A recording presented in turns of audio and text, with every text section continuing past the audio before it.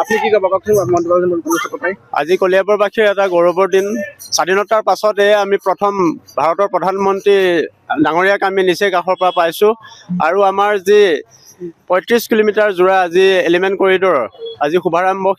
সেয়াও আমাৰ কলিয়াবৰবাসীৰ বাবে অতি গৌৰৱৰ কথা আৰু গোটেই সমগ্ৰ কলিয়াবৰবাসীৰ জাতি জনগোষ্ঠীয়ে আজি তেখেতক আদৰিছে এয়া কৃষ্টি গোটেই জাতি জনগোষ্ঠীৰ কৃষ্টি দলে তেওঁক আদৰাৰ পাছতে পুনৰ আকৌ তেওঁলোকে সভাকক্ষলৈ পুনৰ আগমন ঘটিছে গতিকে এয়া আজিৰ দিনটো আমাৰ কলিয়াবৰৰ বাবে ইতিহাসৰ এটা অতি সোণালী দিন আৰু অতি গৌৰৱৰ দিন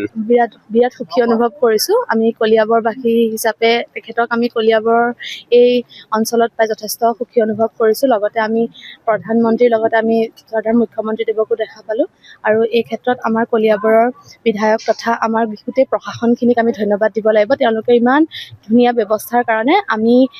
আমি এই সুযোগকণ পালোঁ তেখেতক আমি ওচৰৰ পৰা চোৱাৰ আৰু যিখিনি তেওঁ কৰিম বুলি আহিছে সেইখিনি যাতে সুকলমে হৈ যায় ভাল লাগিল এয়া সৌভাগ্য ন সকলোৰে বাবে স্বাধীনতাৰ পাছতে প্ৰথম প্ৰধানমন্ত্ৰী কলিয়াবৰত প্ৰধানমন্ত্ৰীৰ সন্মুখত বিহু নৃত্য পৰিৱেশন কৰি আমাৰ কলিয়াবৰৰ বিহু দলটো বিৰাট আনন্দিত একদম সন্মুখৰ পৰা 1 মিটাৰ দূৰৰ পৰা তেওঁলোকে দেখা পালে গতিকে আমি সকলো উৎফুল্লিত আজি